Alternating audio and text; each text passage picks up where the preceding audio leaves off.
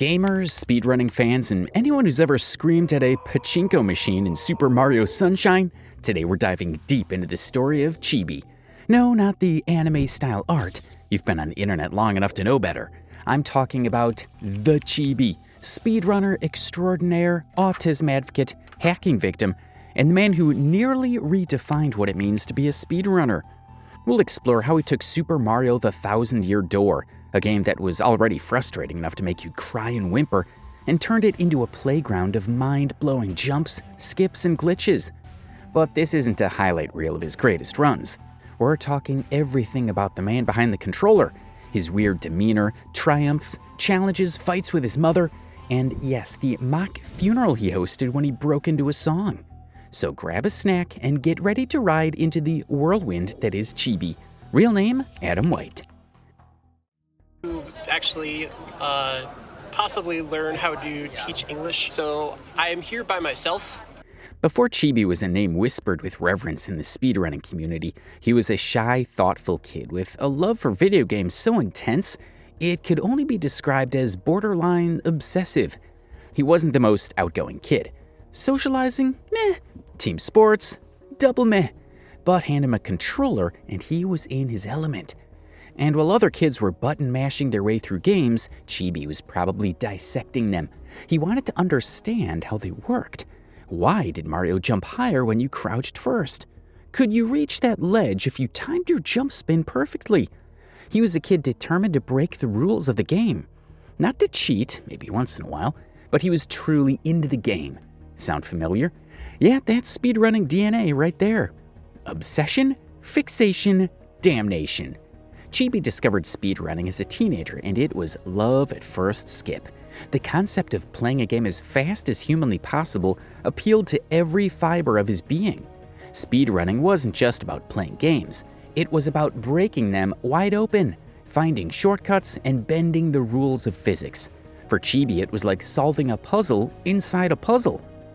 By the time he was older, he was already practicing for hours a day, perfecting every frame, perfect jump, every glitch, every strategy. It was punishingly difficult, hilariously broken in the best way, and let's be honest, he loved showing off. This wasn't just casual practice, by the way. Chibi was the kind of guy who'd practice a single trick for weeks until he got it right. We're talking about a level of dedication most of us can only aspire to. Like if Michael Jordan decided to speedrun NBA Jam. It all began on a couch in SGDQ 2014. It was a Tomba 2 speedrun, and a once popular caveman DCJ was engrossed, tapping his fingers aggressively, unendingly, and trying his best to keep up with the dry humor of a complete stranger. And guess who the stranger was? Yours truly, Chibi Necodemics, aka Chibi.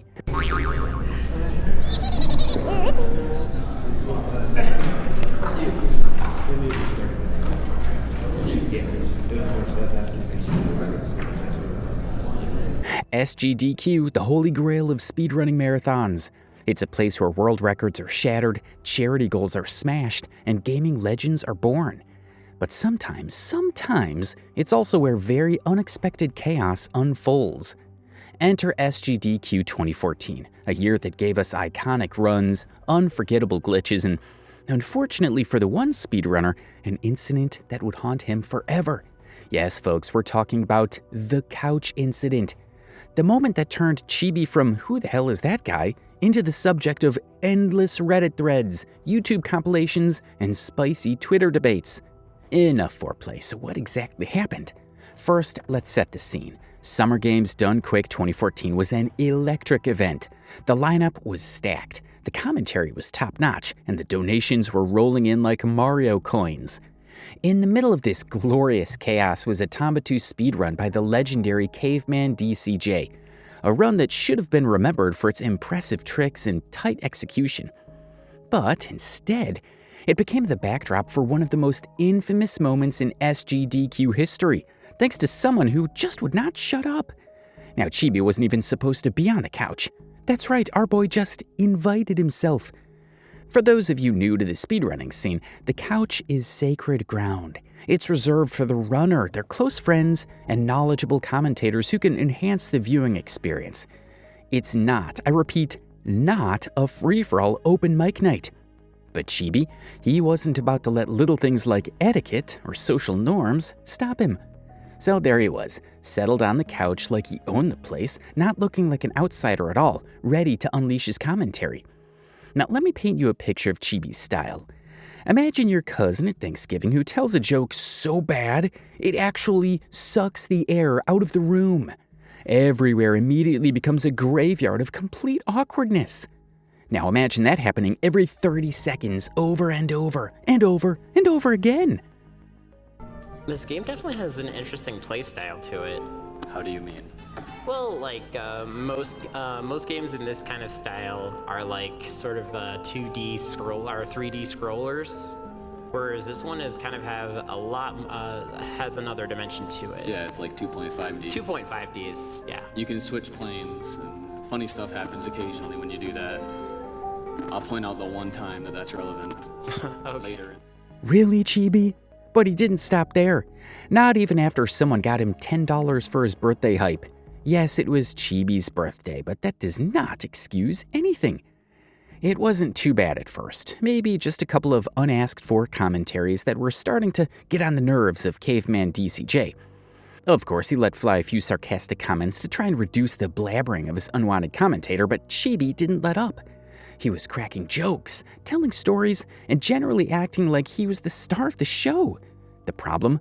None of it was landing. Not a single joke. The audience wasn't laughing, and the poor folks on the couch, you could feel their secondhand embarrassment through the screen. But Chibi? Oh, he was not fazed. Social cues? Never heard of him. Glares from the other couch members? Didn't register. Polite pauses where someone else tried to talk? Nope. Chibi just steamrolled through.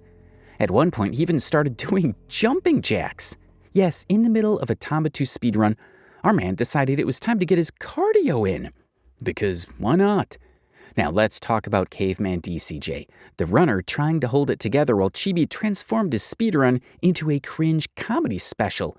Caveman is a chill guy known for his calm demeanor and focus. But even the most patient person has their limits. Caveman started giving one-worded replies, and at some point, he just let Chibi talk and talk. But no human could endure that for an extended period. No human born of a mortal woman, not even a caveman.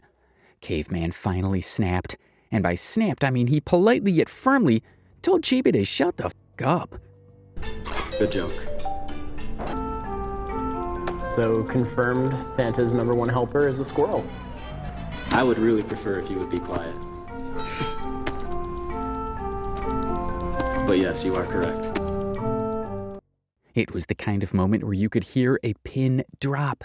But Chibi, he looked genuinely surprised, like he couldn't fathom why his commentary wasn't being met with a standing ovation. Caveman's delivery, by the way, was legendary. It wasn't angry or mean-spirited. It was the verbal equivalent of slapping a reset button. Just direct, to the point, and utterly unambiguous. It became a meme so popular that PewDiePie even made a video on it, calling it the most awkward moment I've ever seen. After Caveman's intervention, Chibi mostly quieted down, but the damage was done. The vibe on the couch was completely off. The run felt weird, and the incident quickly became the talk of the event.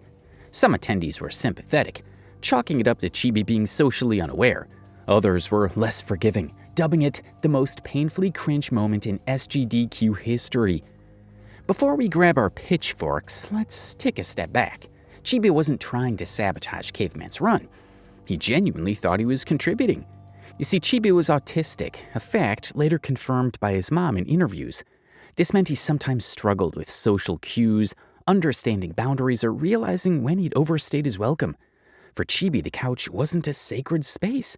It was an opportunity to share his excitement, crack jokes, and be part of the moment. Was it misguided? Absolutely. Was it malicious? Not at all. Chibi just had a unique way of expressing himself. And in this case, it clashed spectacularly with the expectations of Caveman DCJ and the SGDQ community. Of course, this is the internet we're talking about. So the incident didn't stay confined to SGDQ. Clips of the Tomba 2 run went viral, racking up thousands of views and sparking endless debates. Some people defended Chibi, pointing out that his autism made social interactions challenging. and that Caveman could have been more understanding. Others were firmly Team Caveman, arguing that Chibi's behavior was disruptive and disrespectful, regardless of intent. And then there was the third camp, the meme lords. Oh, the memes. Chibi jumping jacks became a running joke. But I'll donate another $10 if Green Hoodie Guy does 10 jumping jacks. Alright, so this is like the coolest part of the game in my opinion. Like, the time is frozen, so this is just pretty much the point of no return. Like, the first thing you see, alright, well we got this going on, first of all. 7, 8, 9, 10. Great job, guy I don't know.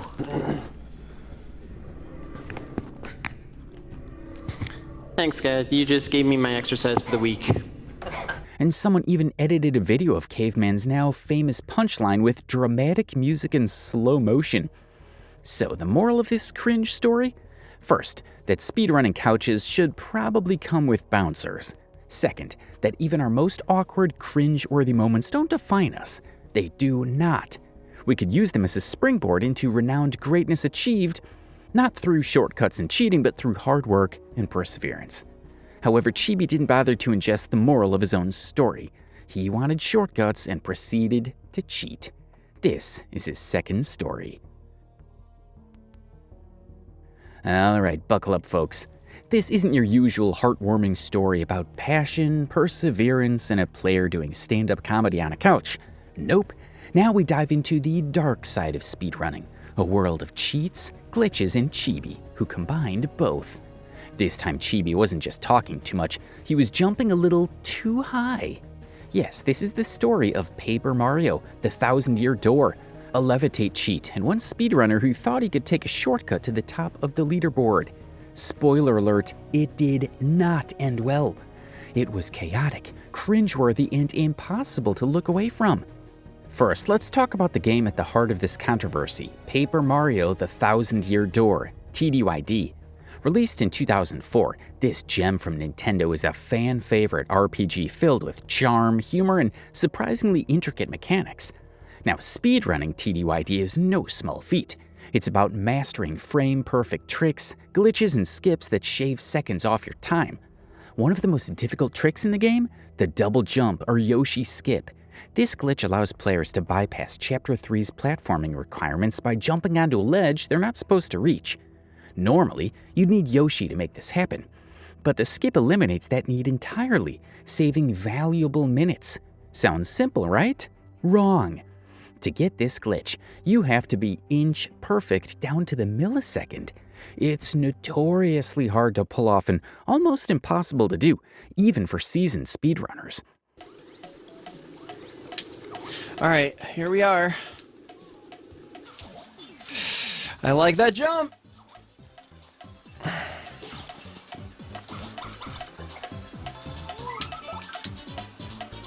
And this is where Chibi comes in. At the time, Chibi was a relatively new face in the TDYD speedrunning community. While his personal best, PB, was about 90 minutes slower than the world record, he had big aspirations. He wanted to climb the ranks and cement his place as a top runner. Ambition? Check. Determination? Double check. But there was one small problem. Chibi wanted results, and he wanted them fast. When the double jump Yoshi skip glitch was discovered, the TDYD community buzzed with excitement. Speedrunners raced to master it, pushing their runs to new heights, literally. And wouldn't you know it, Chibi claimed to be one of the first players to nail the trick on console. Let's break this down. Speedrunning is a meticulous art, and the community has eagle eyes for inconsistencies. When Chibi's double jump footage surfaced, a few players noticed some red flags. First, Mario's jump height was off. It just felt wrong, said those who knew the game inside out and could immediately spot inconsistencies. Second, the jumps were eerily consistent. Normally, the double jump trick requires precise timing and positioning. It's a nail-biter every time. But Chibi's jumps? Smooth as butter, as if they were on autopilot. And the smoking gun? The absence of the classic Mario boing sound effect when Chibi performed the second jump. This led the community to a chilling conclusion. Chibi wasn't executing the glitch naturally. He was cheating. For the uninitiated, the moon jump cheat is exactly what it sounds like, a hack that lets Mario hover in midair, bypassing the need for precise timing or skill. It's like bringing a jetpack to a long jump competition. Sometimes, if it's well hidden, many will remain oblivious, and Chibi's moon jump / jetpack was almost immaculate to all, except one. His name was Malio. And this is where the plot thickens. Enter Malio, a respected figure in the TDYD community and the mastermind behind some of the game's most intricate tool-assisted speedruns, TAS. If speedrunning had a detective agency, Malio would be its Sherlock Holmes. Armed with gameplay footage and a knack for sniffing out foul play, he dove headfirst into the Chibi controversy. Through frame-by-frame analysis, Malio confirmed the community's suspicions. The higher jump heights, the fact that Mario was on his way down, the lack of sound effects, the very eerie lack of expression when Chibi nailed the glitch, it all pointed to a cheating Chibi. Armed with this evidence, Malio confronted Chibi directly on Skype, giving him a chance to come clean. Went through the footage frame by frame and came to the conclusion that the movements Chibi pulled off did not match up with how the glitch was supposed to go. He lost momentum while performing the first jump, so it wasn't at the peak it was supposed to be at. He confronted Chibi about it, and Chibi confessed. He used a moon jump cheat to make it look like he pulled it off. Chibi cheated. When news got out about this, Chibi was ridiculed. At first, Chibi tried to cover his tracks, claiming that only the second jump was cheated while the first was legitimate. But when pressed, he eventually broke down and admitted to using the cheat for both jumps. The confession was later posted on Twitter, where Chibi apologized to the community and deleted his previous boasts about world record attempts. Unfortunately for Chibi, the damage was already done. His times were removed from the TDYD leaderboard, and many called for him to be banned from major speedrunning platforms like Speedruns Live and Speedrun.com. Some even suggested he be blacklisted from future GDQ events, a harsh punishment, but one that highlighted just how seriously the community takes integrity. And honestly, can you blame them? Cheating is the absolute worst thing you can do as a speedrunner. Everyone will start looking at you differently. You submit a speedrun that manages to break some record, you probably cheated. You do a nice trick that's very impressive, you're probably cheating. Now let's take a step back. Why would Chibi risk it all? Why cheat when the community was bound to notice? For one, Chibi was known for his impulsive decisions. Remember the SGDQ couch incident? He wasn't malicious, he was just Chibi. Combine that with a deep desire to prove himself and the temptation of an easier path, and you get a recipe for disaster. It's also worth noting that Chibi's autism sometimes made it difficult for him to fully grasp social consequences. While this doesn't excuse his actions, it does provide some context. Chibi wasn't trying to destroy the community, he just wanted to belong, and in his mind, this was a shortcut to acceptance. To Chibi's credit, he didn't double down on his lies or try to play the victim. After his confession, he took full responsibility for his actions and issued an apology to the community. He acknowledged the harm he'd caused and expressed regret for letting his ambitions get the better of him. And while some players were quick to forgive, others weren't as kind. Cheating has a way of sticking to your reputation like glue, and for many, Chibi would always be that guy who cheated in TDYD. Imagine organizing a wholesome charity marathon to support people with disabilities, only for it to end with hackers turning it into an absolute dumpster fire. Yup, this is the story of Chibi's Easter Speedsters Marathon, the event that tried to emulate the greatness of games done quick, but instead became a train wreck that even Mario couldn't jump over. We've got hacking, heartwarming intentions, and unfortunately, some internet trolls who took things way too far. If this sounds like something straight out of a Netflix docuseries, that's because it kinda is. But with fewer celebrities and the presence of a couch comedian turned speedrunner. Let's rewind to early 2016. Chibi, our protagonist, was coming off a rough couple of years.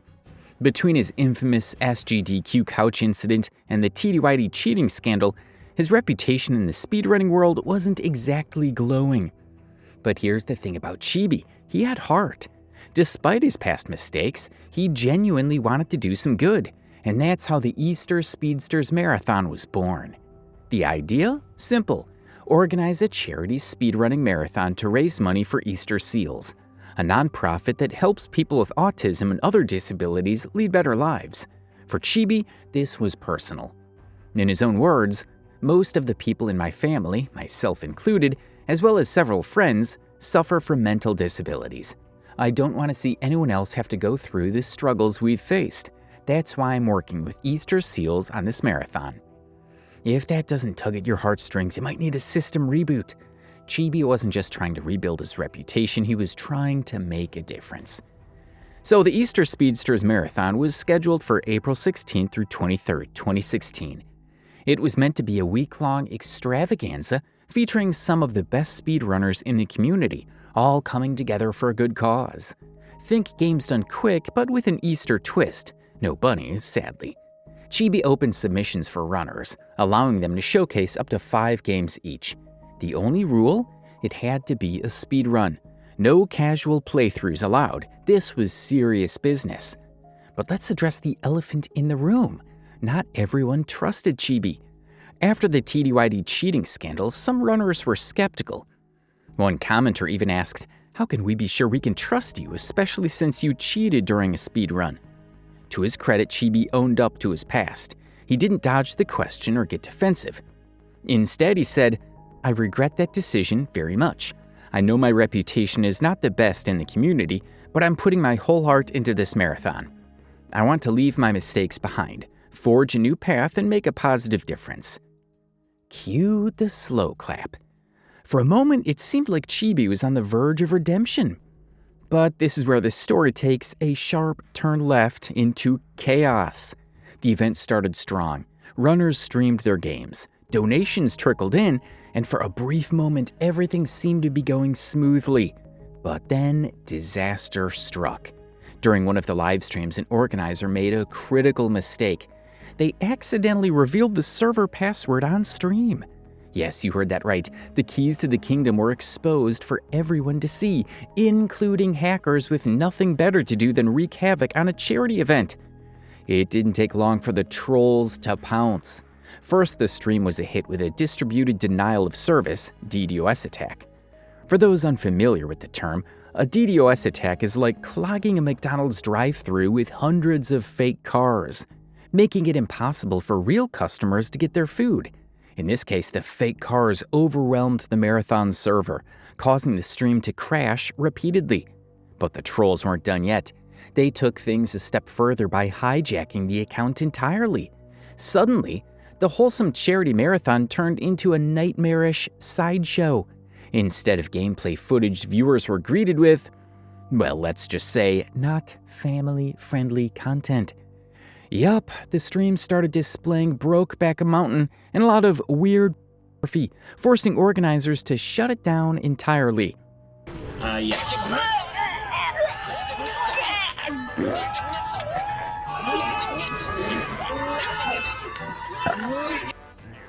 Dude, nice. Make my day. Please continue. Okay. By all means. Is it gone? Oh yeah. To say the community was upset would be an understatement. What started as a noble effort to raise money for a good cause ended in absolute disaster. And while Chibi wasn't directly at fault for the hack, he became the scapegoat. Again. Critics pounced, blaming him for organizing the event in the first place. Some argued that his tarnished reputation attracted trolls, while others claimed he should have taken extra precautions to secure the stream. One commenter even said, "This is what happens when you let a known cheater run a marathon." Ouch. But let's be real, the blame didn't belong to Chibi. Sure, the password leak was a rookie mistake, but the real villains were the hackers who decided it was okay to sabotage a charity event. Think about it. This wasn't just a petty attack on Chibi. It was an attack on the Easter Seals and the people they support. Despite the chaos, Chibi didn't let the setback break him. He issued a heartfelt apology to the community, not because he was directly responsible for the hack, but because he felt he'd let everyone down. Chibi also doubled down on his commitment to supporting the Easter Seals.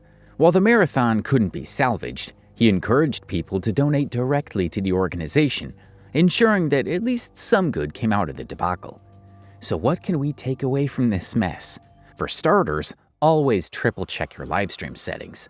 Revealing passwords on stream is the digital equivalent of leaving your front door wide open with a sign that says, "Come rob me."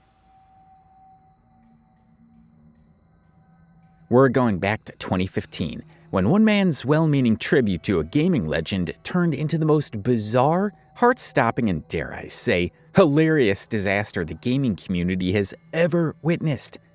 I'm talking about none other than Chibi's mock funeral for the legendary Satoru Iwata, former CEO of Nintendo.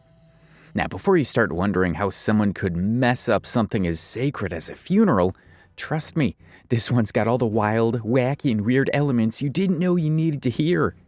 So let's rewind to 2015, a year that shook the gaming community to its core. Satoru Iwata, the man behind the magic of Nintendo, passed away at the age of 55. For those who might not know, Iwata wasn't just your average CEO. He was the heart and soul of Nintendo, a company that gave birth to some of the most iconic video games of all time. We're talking about Super Smash Bros., Animal Crossing, Mario Kart, The Legend of Zelda, Metroid, and yes, Pokemon. All games that made us laugh, cry, and more importantly, feel like a part of something bigger than just a hobby. Iwata was an extraordinary human being. He wasn't just a CEO in a suit, he was a passionate gamer who understood what it meant to connect with fans. I mean, this guy would personally write programming code in order to get games just right. And he did it all with a smile on his face. He was an innovator, a down-to-earth leader, and perhaps most importantly, someone who always put gamers first. When Iwata's passing was announced, it left a void in the gaming world that no one could fill. But as we all know, in times of loss, there's often an outpouring of tributes, and the gaming community was quick to pay their respects. People shared stories, created art, and played their favorite Iwata games as a tribute. That's where Chibi comes in, our main character in this wild story. Now I want you to picture this. Chibi, an enthusiastic fan and self-proclaimed superfan of all things Nintendo, was struck by a moment of inspiration. As a huge admirer of Iwata, Chibi wanted to do something special to celebrate his legacy, something that would stand out and show the world just how much Iwata meant to him. He didn't just want to post a heartfelt tribute or share an Iwata Asks video, though. No. Chibi thought, how can I make my tribute different? How can I make it unforgettable? And then it hit him. What if, instead of a regular memorial, he hosted a mock funeral? Yeah, you heard that right. A mock funeral. Now, I know what you're thinking. Wait, is this guy for real? And to that, I say yes. Chibi was genuinely trying to be original. He was aiming for something that felt fresh, unique, and let's be honest, something that would go viral. But, well, let's just say it didn't exactly go as planned. Again. So Chibi got to work. He started planning his tribute like it was the Oscars. Only instead of glamorous red carpets and fancy speeches, it was going to be the most epic, off-the-wall mock funeral the world had ever seen. Chibi wasn't just going to stand there in silence, he had a carefully crafted speech ready, where he talked about Iwata's incredible contributions to the gaming world. Chibi wanted to make sure people knew just how much Iwata meant to the community. Hello everyone. Today we as a gaming community have suffered a great loss. Satoru Iwata, Nintendo's president, has passed away. The date of death was July 11, 2015, but was not revealed to the public until July 13th. His inspiration and wisdom spanned many generations worth of gaming innovation and was a pioneer when it came to new ideas and creative technology. Starting as a game developer for HAL Laboratory after being admitted to and graduating college, he helped breathe life into such classics as Kirby's Dream Land, Balloon Fight, and the widely renowned Earthbound. Iwata also made great progress with the development of early Pokemon games and helped recode Red and Green to create the landmark title Pokemon Stadium. In early 2000, Satoru became promoted to Nintendo's head of corporate planning and would later succeed as the next president after Yamauchi Hiroshi retired. From there, he led Nintendo out of a terrible financial depression around the time of the game. Now this is where things started to get interesting. Chibi decided that what better way to honor Iwata than through music. Chibi started to sing. It wasn't fun. It wasn't nice. It was plain horrible singing, straight from the cheater extraordinaire. Chibi, dressed in a dark suit that was just a tad too formal, sat in front of his camera, ready to stream the tribute live. The stage was set. The stream began and Chibi immediately jumped into his speech. He passionately talked about Iwata's achievements and how his work had impacted the gaming community in ways no one could imagine. It was genuinely heartfelt, but something felt off. And if that was not enough, he started to sing a song titled I Believe in You. Do it, please, please, for the love of God, man, don't sing, please don't. I believe the morning sun. Oh, God! Always gonna shine again. About to be another funeral real soon. I believe in skies forever blue. Why shouldn't I believe the same in you? Now, if you're familiar with Japanese culture, you probably already know where this is going. For those who don't know, let me paint you a picture. In Japan, death is a deeply respected and sacred part of life. It's not something to be taken lightly. Funerals in Japan are steeped in tradition and are solemn affairs that respect the deceased, their family, and the afterlife. The Japanese view death through a complex lens of Shintoism, Buddhism, and Confucianism. This means that death isn't just an end, it's a transition. And throughout this process, there is an emphasis on honoring the dead with the utmost respect and reverence. Funerals aren't places for jokes, mockery, or parody. They are sacred times for reflection, respect, and proper ritual. So when Chibi decided to host a mock funeral for Iwata, even though his intentions were pure, he unknowingly crossed a cultural line that many couldn't forgive. In Japan, the very idea of mocking death or turning it into entertainment felt like a slap in the face. Chibi's tribute, which he had envisioned as a celebration, was seen by many as disrespectful. As you can imagine, the backlash was swift and brutal. Fans from Japan and beyond took to social media expressing their outrage. People criticized Chibi for trivializing death, and the reactions came flooding in. Comments like, "This isn't how you honor someone," and "This is disrespectful," were just the tip of the iceberg. He didn't understand what had gone wrong. To him, he was just trying to make a fun, heartwarming tribute. He was genuinely upset by the backlash, and honestly, who could blame him? Chibi hadn't meant to offend anyone. He had no idea that his well-meaning tribute could have been seen as a grave mistake in Japanese culture. He quickly took to the internet to explain himself. He posted a heartfelt apology, acknowledging that he hadn't fully understood the cultural significance of death in Japan. He explained that he'd wanted to celebrate Iwata's life, not make light of it, and admitted that his approach had been misguided. It was a humbling moment for Chibi, but he didn't just apologize. He promised to learn more about cultural traditions and to be more respectful moving forward. In case you hadn't guessed, Chibi and his mother fought a lot, sometimes exchanging words when he was live on stream. I want it off very soon. Well, it won't be off until about another 2 hours from now, because I'm in the middle of a speed run. You're starting this shit again, Adam. We talked about this crap. You'll be at it all night long. It's only 1 o'clock. And this is the weekend. I don't care. Of course you don't. You don't care about anything. No, I don't care. Okay? We talked about you being at it all night long. I'm not being on it I all don't care night if it's a long. weekend or not. It doesn't matter. Every day runs together for you. No, actually it doesn't. Adam? It's not happening. Why do you keep insisting on it? Just putting that out there and setting the tone for our next dose of Chibi.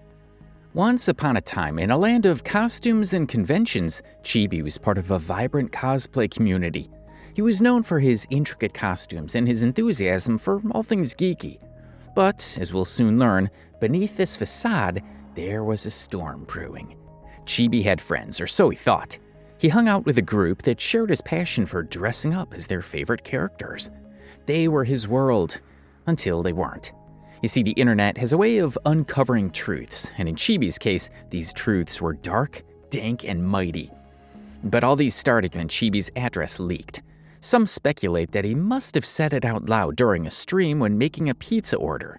This happens all the time, and renowned streamers make sure their personal details are off the internet. So there you have it. Step 1 to disaster. Chibi's personal details fell into the hands of trolls. As is the case with trolls, they all start small and simple. They started with a constant barrage of pizza deliveries when Chibi was streaming.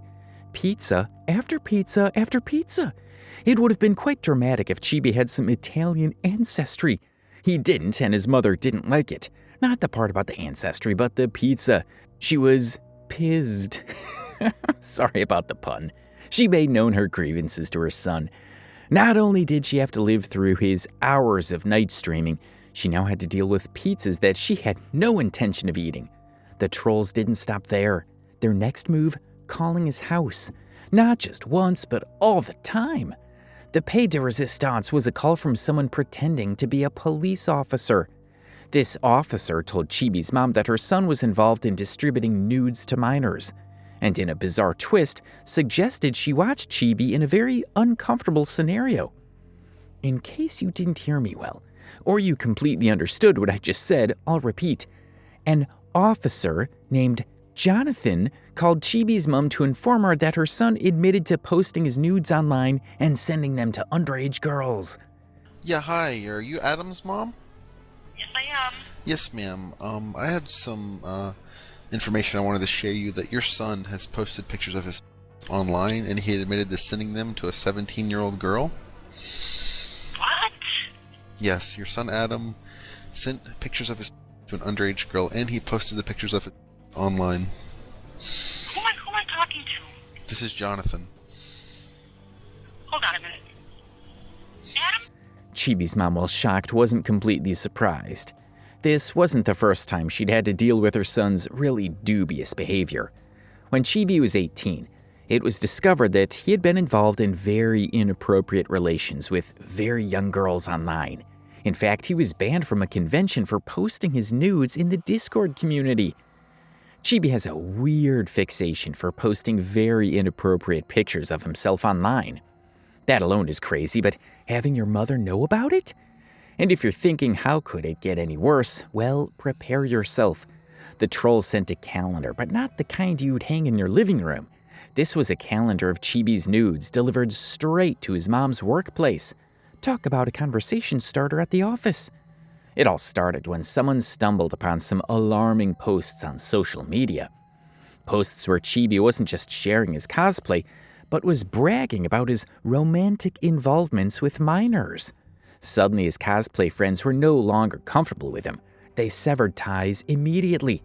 With his social circle crumbling, Chibi did what many do when the heat gets too much. He announced his departure from the internet. "I'm leaving forever," King Chibi declared, more or less. But remember, in internet years, forever is more like a brief hiatus. He was back in 4 months. Chibi was back, perhaps thinking the storm had passed. But oh, how wrong he was. The trolls, those digital tricksters, were waiting. They crafted a perfect trap, pretending to be his dream girl. In just 4 days, they amassed 136 pages of Chibi's desperate attempts at conversation. Chibi, now publicly humiliated, took to the internet to lament his fate. "I just wanted a friend," he sobbed online. Poor Chibi. Poor Chibi? Yeah, I think not. Remember how Chibi was so sad and went all the way to do a mock funeral for Iwata? You would wonder if he would accord his father the same honor.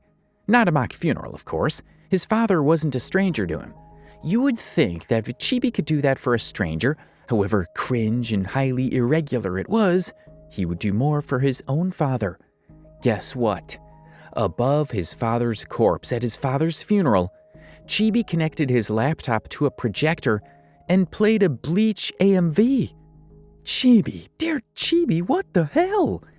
Chibi wasn't just a great speedrunner, he was a weird, cringe speedrunner. He was humble, quirky, and unapologetically himself. Some fans adored his dry humor, his awkward charm, and the way he downplays achievements like they were no big deal. He was sort of an inspiration to some in the gaming community, especially autistic gamers. Chibi showed that autism wasn't a barrier. It was his superpower, sorta.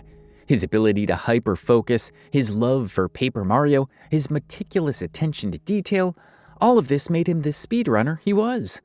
But let's not sugarcoat it. Chibi faced challenges too. The pressure of speedruns could be overwhelming for someone like Chibi. He was cringe, he was really, and was completely oblivious about that fact. Sometimes he was also utterly selfish, doing everything for himself.